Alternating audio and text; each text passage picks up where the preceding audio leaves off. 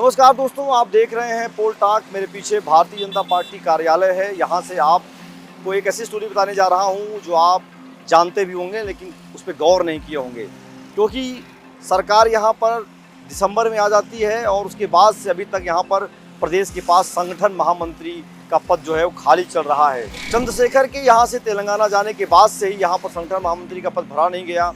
उसे लेकर के समय समय पर तमाम ऐसे प्रयास किए गए कि बीजेपी चाहती थी कि यहाँ पर संगठन महामंत्री को लाया जाए, लेकिन वो नेताओं के नाम तय नहीं हो पाए।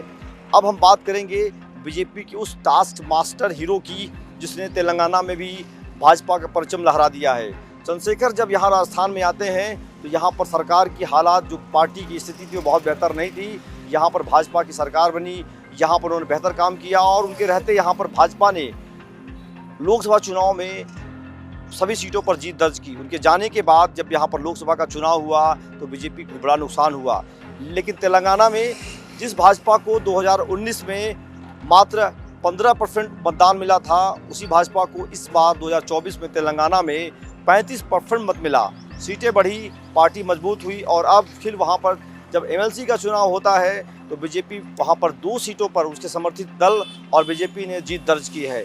कांग्रेस के लिए बड़ा झटका माना जा रहा है क्योंकि कांग्रेस की वहाँ पर सरकार है और 3 सीटों पर चुनाव हुआ जिसमें से 2 बीजेपी के खाते में, 1 कांग्रेस के पास जाता है।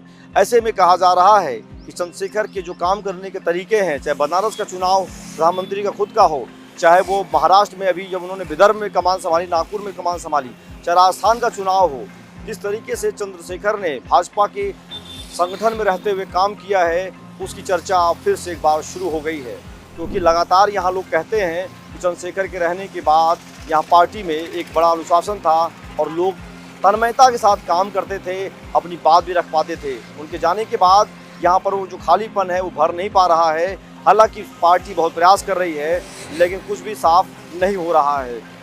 बात चंद्रशेखर की इसलिए कर रहा हूँ क्योंकि वो तमाम बड़े चुनाव जो बीजेपी ने बड़े बड़े वोटों के अंतर से जीता था, वहाँ पर लोकसभा चुनाव में बीजेपी का मतदान भी यहाँ कम हो गया था। ऐसे में कहा जा रहा था संगठन महामंत्री होते तो चीज़ें बेहतर होती।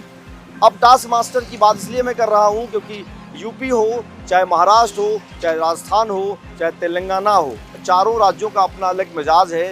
लेकिन चंद्रशेखर उन चारों जगहों पर बीजेपी का परचम फहराया है, रणनीति काम आई है और पार्टी वहाँ पर मजबूत हुई है।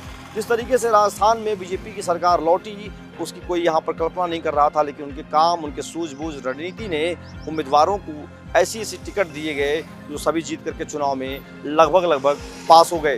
तो इसीलिए उन्हें अब टास्क मास्टर भी कहा जाने लगा है। देखते रहिए पोल टॉक। धन्यवाद। जय हिंद, जय भारत।